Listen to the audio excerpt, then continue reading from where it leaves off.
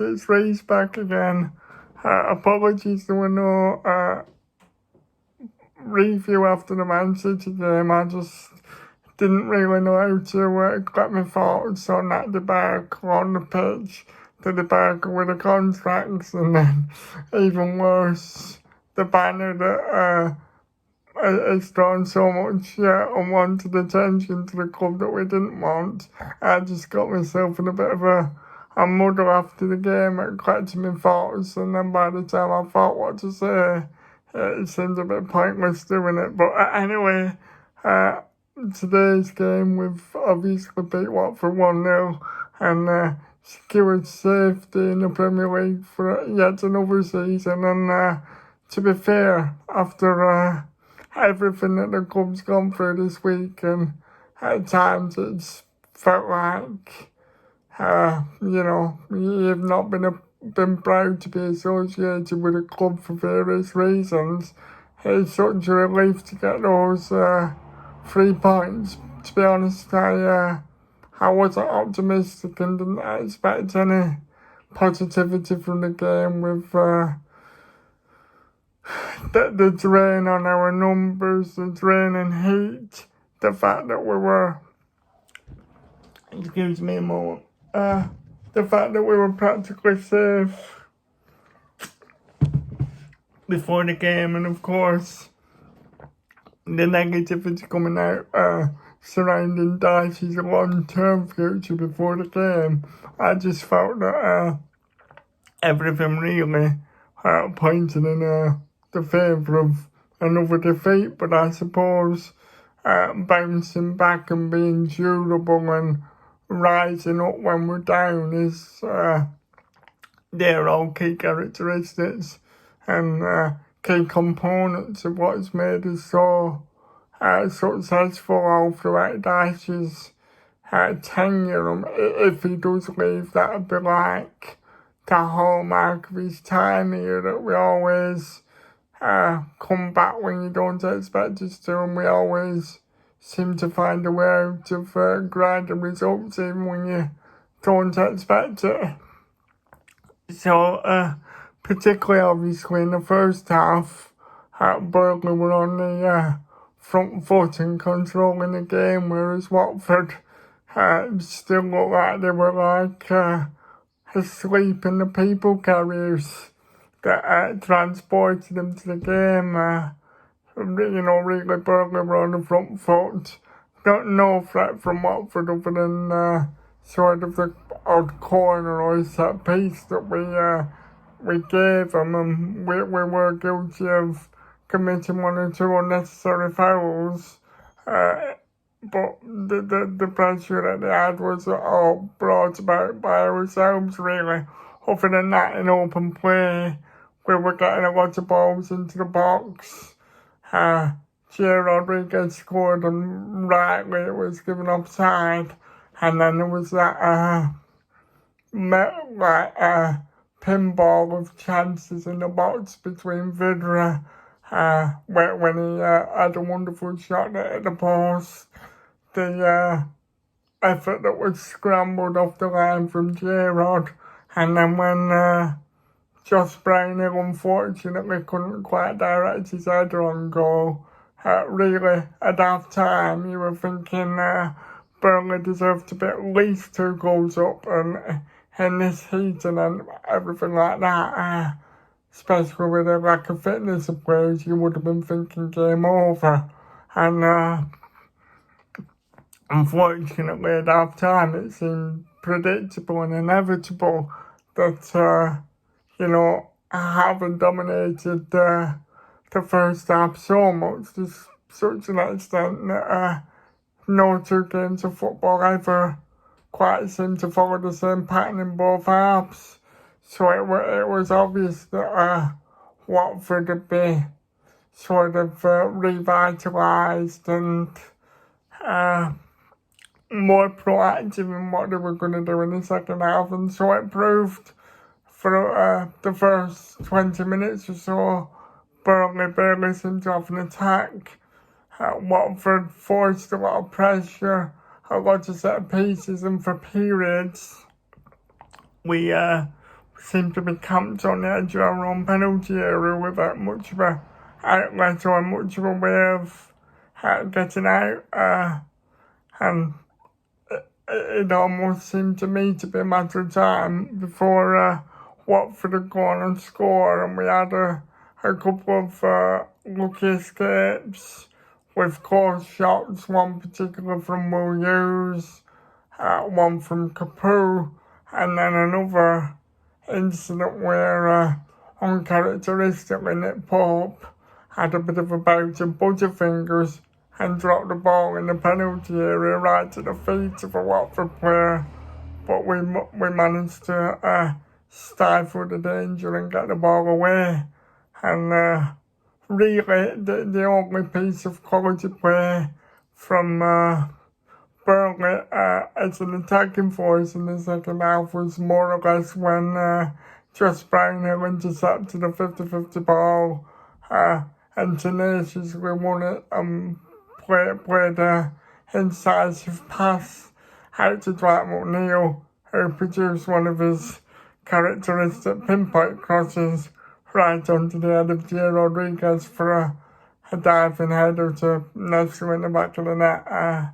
Such a archetypal Burnley goal that we come to expect. Quality cross and Gio making the right movements at the post to get the ball in. Fantastic to see. Unfortunately, though, a few minutes later, obviously, Gerrard seemed to hurt his ankle as he attacked that delicious cross from Charlie Taylor, and so he could be missing for a few games, and perhaps next week I could turn up on the bench at Crystal Palace and make my debut as a centre forward for Burnley, because we're getting very, very desperate for numbers in the striking department.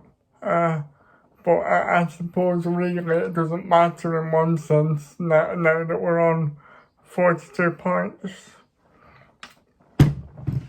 Because there's no way that we can now get relegated, and we'll be seeing a lot of babyface youth players making debuts in the coming weeks. Right, so I'm going to move on and do a player rating section for the game, and if you excuse me, if you don't like the opinions and ratings that I give, feel free to leave your comments and tell me where you think I'm wrong with them and everything. Don't forget, I'm only a fan like everyone else. Just because I have a YouTube channel, it doesn't mean my opinion's gospel or anything, so just tell me if you think these are accurate. So starting with Nick Pope, I'm gonna give him 6, because I thought it was a below par performance for him. There was an occasion in the first half where Watford had a corner and he came to play the ball and he again dropped it, and in my opinion we very fortuitously avoided Danny Welbeck only stood his ground. He didn't apply any forceful pressure to Pope. He didn't have much to do in terms of making any match-winning saves. The only thing he did that was crucial was when he came out and took charge of a ball when Watford were bearing down on goal. But he should look to brush up on his handling from corners, especially in the coming games, and ideally in weather like today. I wish he'd wear a cap, but goalkeepers never do. So moving on to Matt Lawton. Very difficult for him because he's not played so well. He's not played for a long time and he must be rusty. And to be honest, you'd be hard-pressed for me to tell you that he's one of my favourite players, because he's not. But all things considered, he did alright, so I should give him 6. I will give Tarkovsky an 8, purely because if he didn't make that goal-saving challenge when Watford were in on goal and about to pull the trigger, I think it was Sarah was about to shoot, if I remember rightly, and it definitely would have been a goal because of how close it was. And obviously, if he'd have got the challenge wrong, it would have been a penalty and a card. So 8 for Tarkovsky because he didn't do anything wrong. Then me, I'm going to give 7. And Charlie Taylor, I'm also going to give 7, partly because the opponent who he was up against, again, I think it was Sarr, is a natural winger who plays with chalk on his boots, so Charlie Taylor wouldn't be used to playing that wide and being dragged that far out and having somebody so pacey to keep up with. But he managed it and he was tenacious in his challenges and he delivered a couple of quality balls, one that almost led to a second goal for Jay Rodriguez. Into the midfield, on today's game, even though Ashley Westwood's my favourite player overall, it was Jack Cork who was the one who was influencing the game and having the most touches and the most impact. So I should give him a 7. I will give Ashley Westwood 6. To be honest, he's not influenced the game or been very composed or had many set pieces in which to cause a huge goal threat for us, but I'm sure he'll be back on his normal form before long. But it was one of those games where you didn't so much notice what he was actually doing. He was sort of anonymous.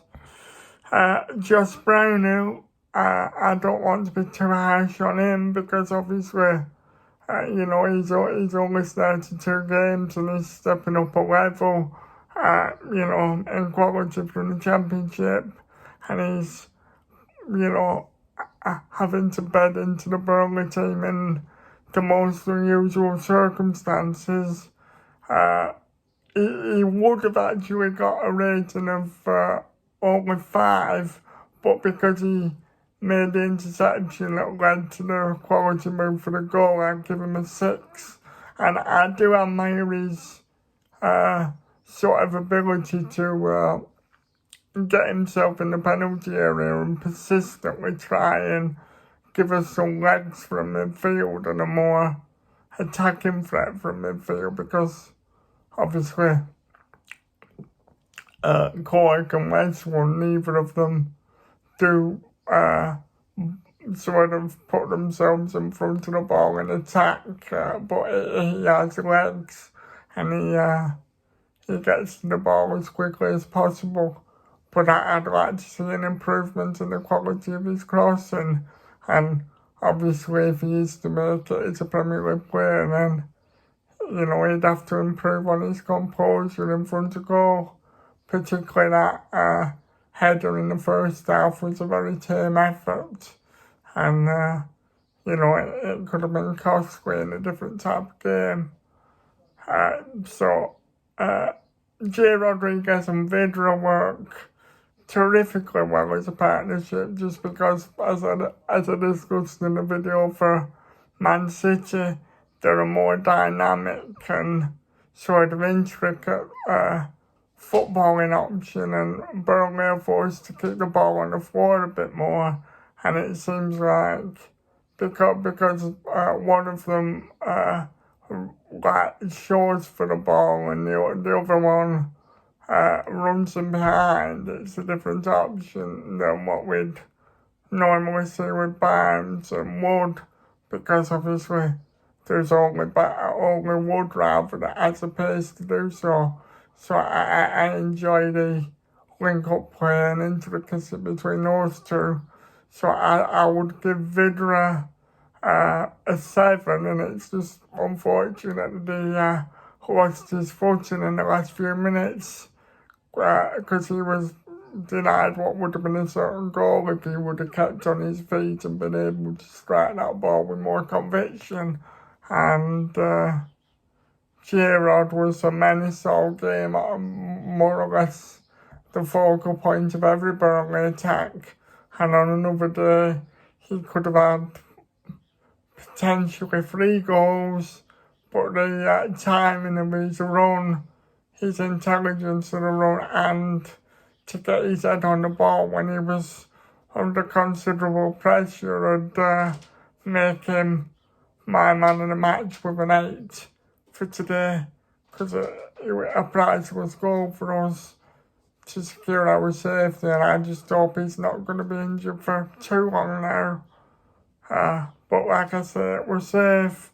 It was nice to have all the attention be positive and focused on the actual football and the performance rather than uncertainties off the pitch and having the club shown in a negative light by the media for things that the club could not control. So yeah, thank you for watching, and I'll do more consistent uploading from now on, starting with a preview for the Crystal Palace game on Saturday probably, and I'll do a review after that game. Thank you for watching. Let me know what you think of my analysis in the comments, and please like and share and subscribe to the channel if you're interested in the things I've been saying. Up the Clarets, and I'll speak to you again shortly.